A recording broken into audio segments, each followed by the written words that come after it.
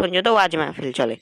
এখানেও তো মানে উচ্চস্বরে মাইক বাজানো এবং পরবর্তীতে দেখা যাচ্ছে যে ফজরের নামাজই তারা পড়ছে। এর মধ্যেও অনেকেই আছে যারা অসুস্থ, যাদের ঘুমের প্রয়োজন। যে ব্যক্তি আল্লাহ ও আখিরাতের প্রতি ঈমান রাখে সে যেন তার প্রতিবেশীকে কষ্ট না দেয়। যে অনেকে সেহেরি বলে। তো সাহরি অর্থাৎ শেষ রাতের খাবার। এই 5টা ক্যাটাগরির মধ্যে যারা রয়েছে তাদের জন্য সিয়াম পালন করা হচ্ছে ফরজ। তারা চাইলে সিয়াম রাখতে পারে, আবার না চাইলেও তারা পরবর্তীতে কাজা করতে পারে। করলে রোজা ভেঙে যায় বা নষ্ট হয়, আর কি করলে রোজা ভাঙে না? তাহলে কি তুমি একাধারে 60 দিন সিয়াম পালন করতে পারবা? কারণে কাফারা আদায় করতে হয়, অন্য কোনো কারণে সিয়ামের কাফারা আদায় করতে হয় না, শুধু কাজা আদায় করলে হয়ে যায়। এগুলো অধিকাংশই ইচ্ছাকৃতভাবে।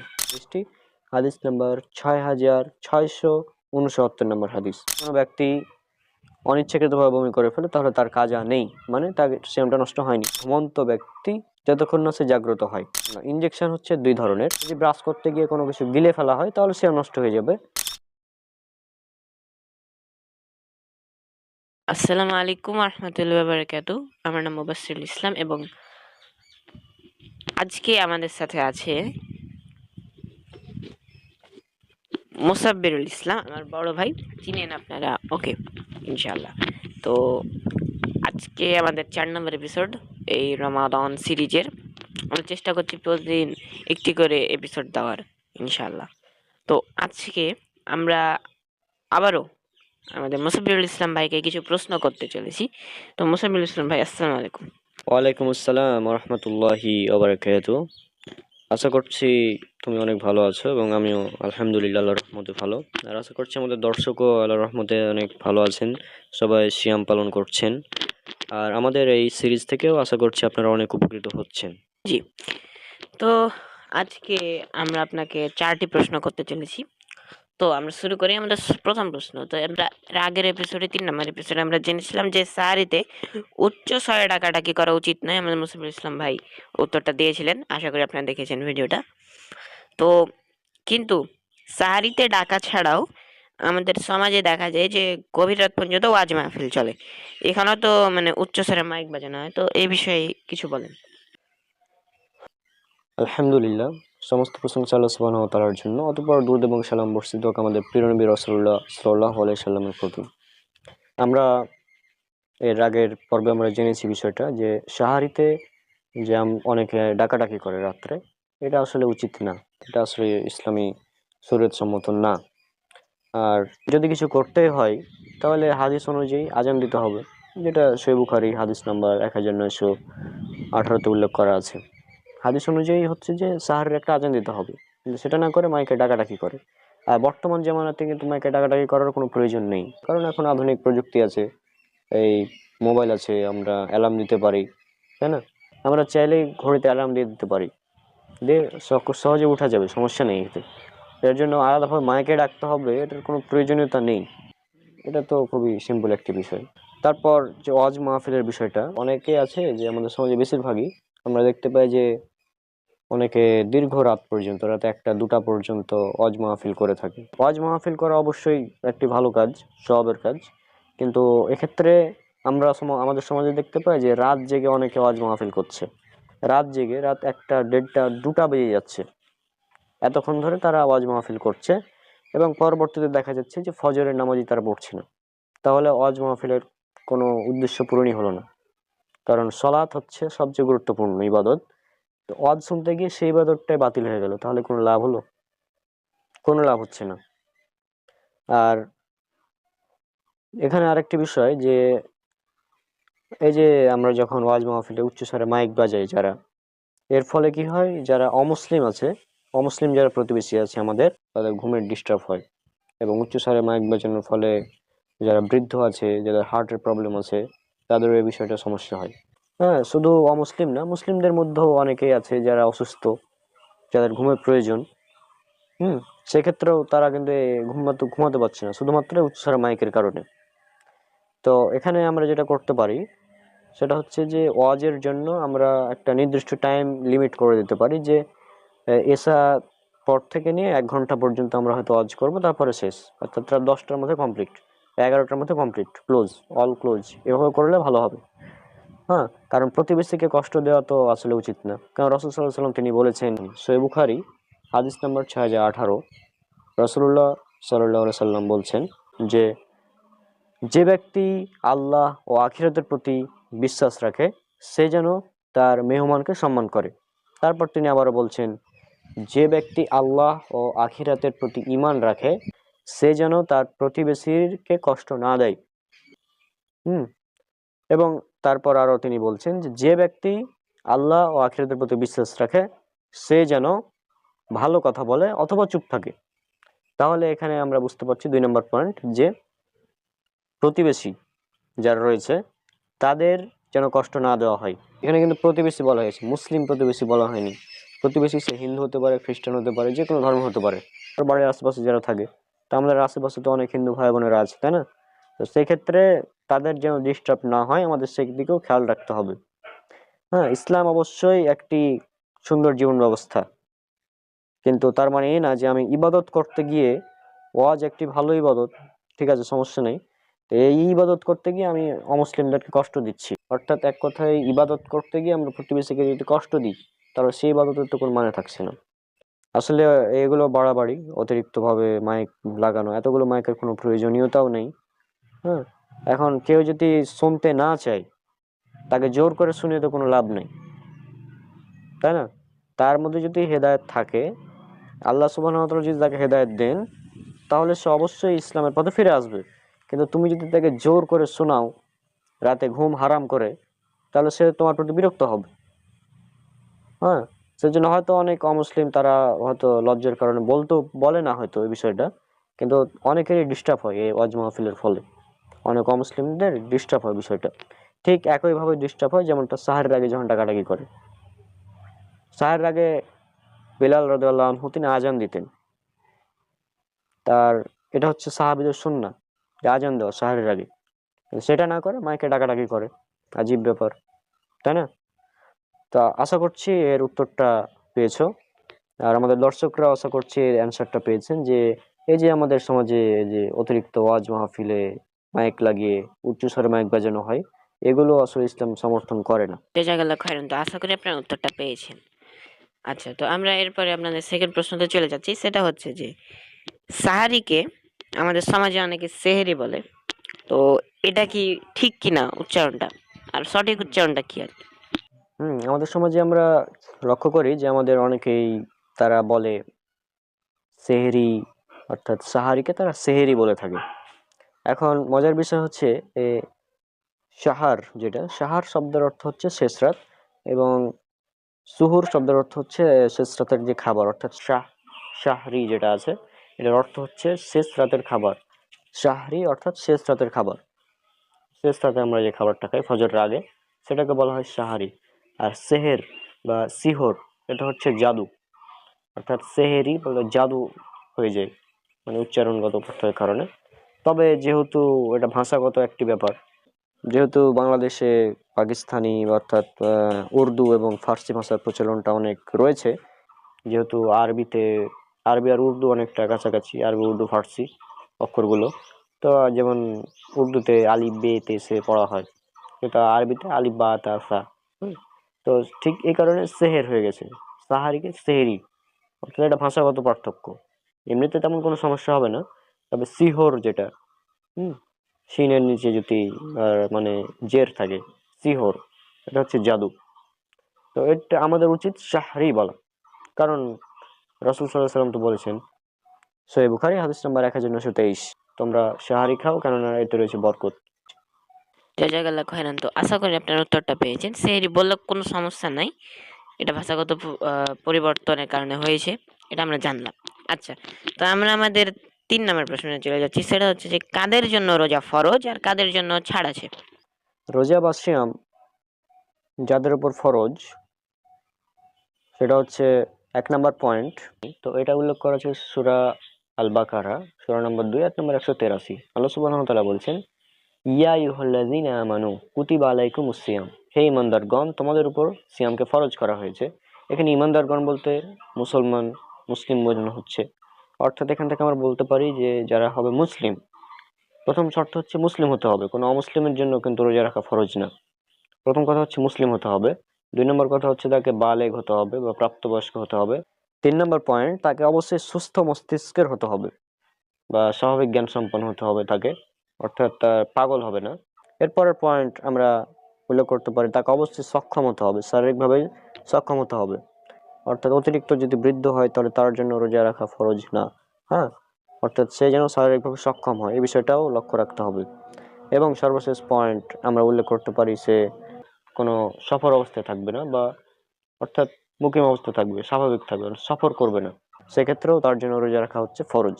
এ হচ্ছে 5টা ক্যাটাগরি। এই 5টা ক্যাটাগরির মধ্যে যারা রয়েছে তাদের জন্য সিয়াম পালন করা হচ্ছে ফরজ। যেমন এটা উল্লেখ করা আছে সূরা আল বাকারা সূরা নাম্বার 2 আয়াত নাম্বার 183 থেকে 187 পর্যন্ত যদি আমরা পড়ি, তাহলে সেখানে আমরা দেখতে পাবো, যদি তোমরা সফরে থাকো তাহলে পরবর্তীতে সিয়ামগুলোর কাজা পূর্ণ করে নিতে হবে। আর সিয়াম যাদের জন্য ছাড় রয়েছে তার মধ্যে 1 নম্বর পয়েন্ট হচ্ছে অসুস্থ ব্যক্তি এবং মুসাফির ব্যক্তি। অর্থাৎ কোনো ব্যক্তি যদি অসুস্থ হয় বা সে মুসাফির অবস্থায় থাকে বা সফর অবস্থায় থাকে, তাহলে তার জন্য রোজাতে বা সিয়ামে ছাড় রয়েছে। এটা উল্লেখ করা আছে সূরা আল বাকারা সূরা নাম্বার 2 আয়াত 183 থেকে 185 পর্যন্ত পড়লেই পাওয়া যাবে। যারা অসুস্থ হবে বা সফর অবস্থায় থাকো তাহলে পরবর্তীতে সেটা পূর্ণ করে নেবে। তারপর আরেকটি ক্যাটাগরি, মহিলাদের মধ্যে তারা যদি হায়েজ বা নিফাস অবস্থায় থাকে সেক্ষেত্রেও তাদের জন্য ওই সময় সিয়াম রাখা ফরজ না, পরবর্তীতে তারা সিয়ামগুলো কাজে করে নেবে, যেটা সহিহ বুখারী 1951 নম্বর হাদিসে উল্লেখ করা আছে। এরপর আরেকটি ক্যাটাগরি আমরা উল্লেখ করতে পারি এখানে, সেটা হচ্ছে যে সমস্ত নারীরা গর্ভবতী অবস্থায় আছে অথবা শিশুকে দুধ পান করাচ্ছে, এরকম যারা মা রয়েছেন, যদি সিয়াম না রাখে তাহলে তাদের জন্য এই বিষয়টা ছাড় রয়েছে। যেমন এক্ষেত্রে আমরা একটি হাদিস উল্লেখ করব, এটা আছে মিসকাত হাদিস নাম্বার 2025, এবং আপনারা এটা পেয়ে যাবেন সুনান আবু দাউদ হাদিস নাম্বার 2408, জামিআত তিরমিজি হাদিস নাম্বার 715, সুনান ইবনে মাজাহ হাদিস নাম্বার 1667।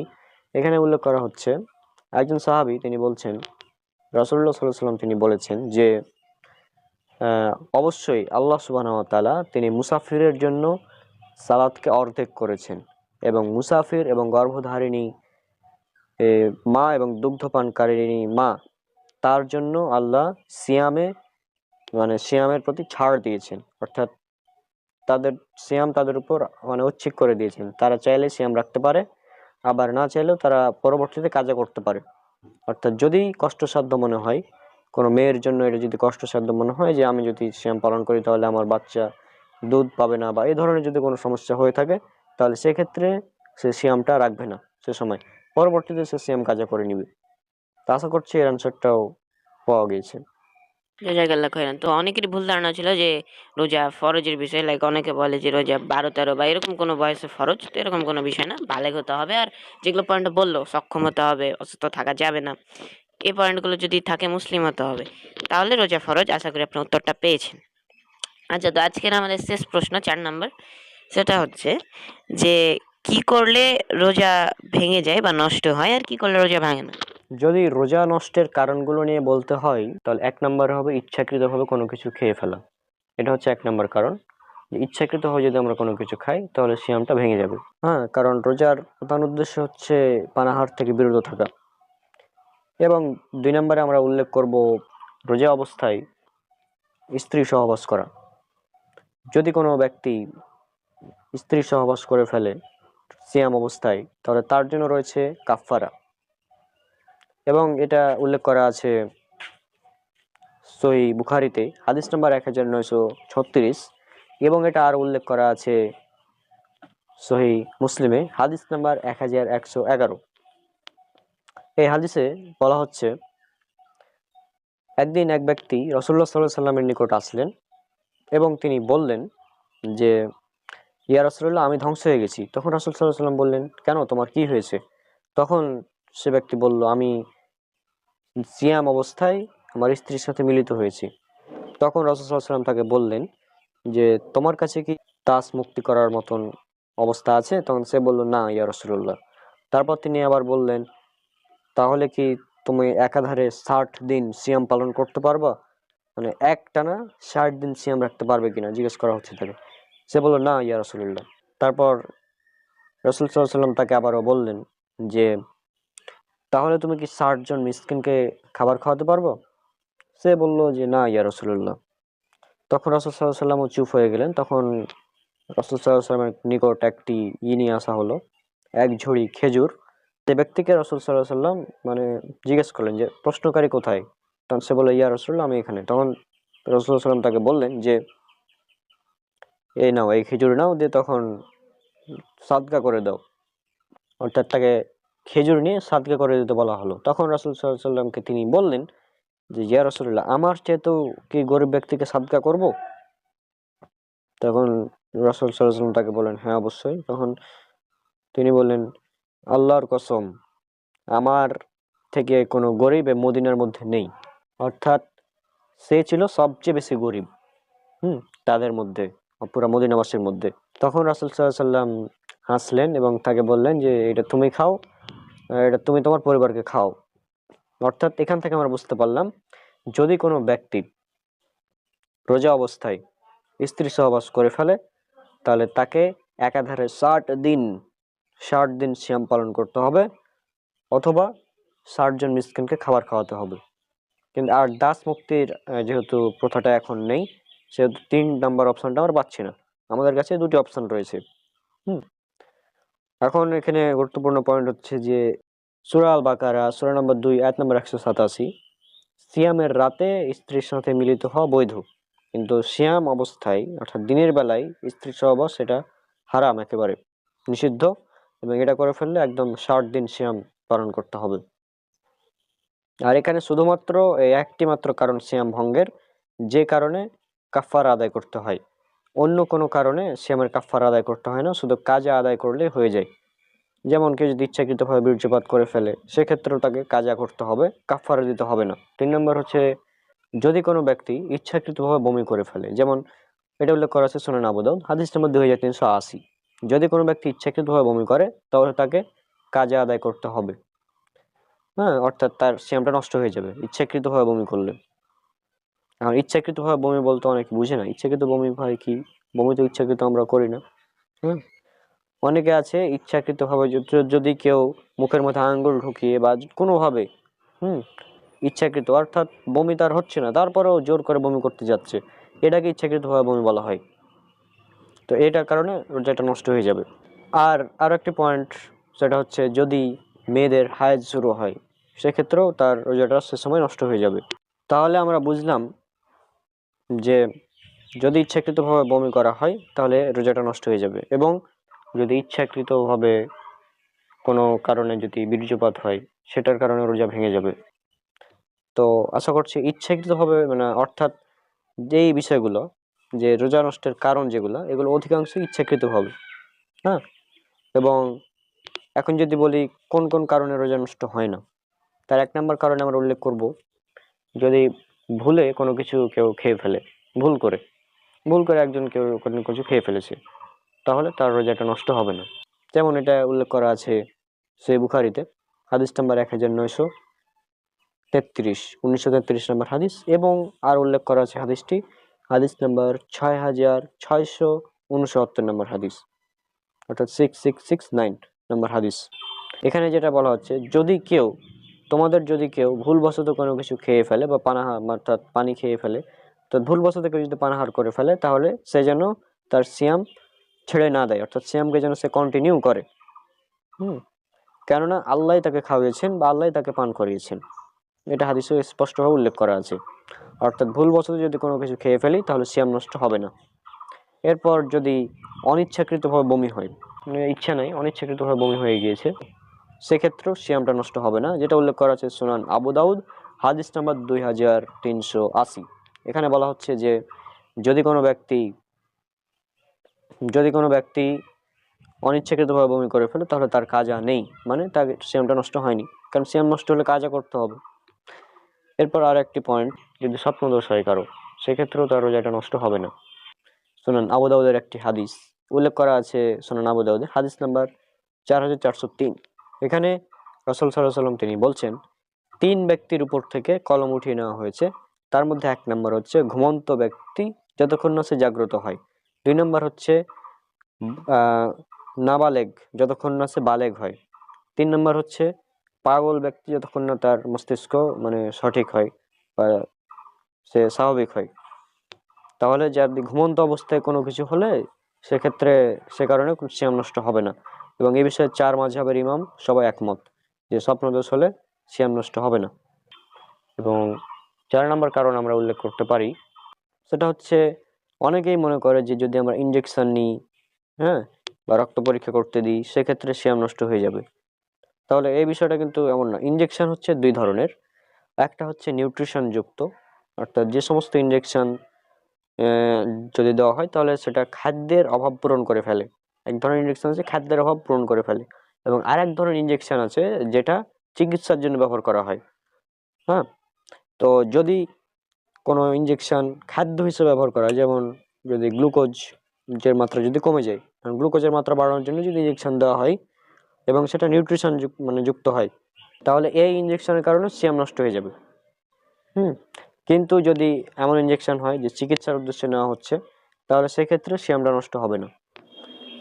হ্যাঁ, এই বিষয়ে বিজ্ঞ আলেমরা তাদের মতামত এটাই যে যে সমস্ত ইনজেকশন যদি চিকিৎসার উদ্দেশ্যে নেওয়া হয় তাহলে সেক্ষেত্রে সিয়াম নষ্ট হবে না। সর্বশেষ পয়েন্ট আমরা আর একটি উল্লেখ করব, সেটা হচ্ছে যে দাঁত ব্রাশ করা বা মিসওয়াক করা। অনেকেরই ভুল ধারণা আছে যে দাঁত ব্রাশ করলে রোজা নষ্ট হয়ে যাবে, বিষয়টা এরকম না। যদি ব্রাশ করতে গিয়ে কোনো কিছু গিলে ফেলা হয় তাহলে সিয়াম নষ্ট হয়ে যাবে, কিন্তু গিলে না ফেলে যদি সিয়াম মানে ব্রাশ যদি এমনি সাধারণভাবে করি, স্বাভাবিকভাবে আমরা যেভাবে ব্রাশ করি, সেক্ষেত্রে কিন্তু সিয়াম নষ্ট হবে না। আশা করছি এই ছিল সিয়াম নষ্ট হওয়া এবং না হওয়ার কারণগুলো। আর আরো অনেকগুলো কারণ বলা যেতে পারে যে কারণে সিয়াম হয়তো নষ্ট হয় না, কিন্তু সিয়ামের প্রতি আমরা কোনো সওয়াব পাবো না। যেমন যদি সিয়াম রেখে কোনো গান বাজনা শোনা হয়, সিয়াম রেখে যদি গেম খেলে, হ্যাঁ, সিয়াম রেখে যদি কেউ অশ্লীলতায় লিপ্ত হয়, যেমন এটা উল্লেখ করা আছে সহিহ বুখারীতে হাদিস নাম্বার 1904, যে সিয়াম অবস্থায় তোমরা যেন অশ্লীলতায় লিপ্ত না হও, এরকম এক কথা উল্লেখ করা আছে। হ্যাঁ, তো আশা করছি এই অ্যান্সারগুলো পেয়েছো। আর আমাদের দর্শকরা আশা করছি আমাদের এই অ্যান্সারগুলো থেকে অনেক উপকৃত হচ্ছেন। আমরা চেষ্টা করছি রমজান মাসের গুরুত্ব নিয়ে আলোচনা করতে, রমজান মাস সম্পর্কে জানতে এই সিরিজের মাধ্যমে, এবং আমাদের আজকের এই সিরিজের মাধ্যমে অনেকগুলো আমরা প্রশ্ন কভার করে ফেলেছি। জাযাকাল্লাহ খৈরান। তো আপনারা অবশ্যই আপনাদের ভুল ধারণাগুলো পূরণ হয়েছে, যে আজকের যে প্রশ্ন ছিল এগুলোতে যে কি কি করলে রোজা ভাঙে, কি করলে রোজা ভাঙে না, আরো যেগুলো আমরা আমাদের বাকি 3টা প্রশ্ন ছিল এগুলোর উত্তর আশা করি আপনারা পেয়েছেন। তো আজকের ভিডিও এ পর্যন্তই। আসসালামু আলাইকুম ওয়া রাহমাতুল্লাহি ওয়া বারাকাতুহু।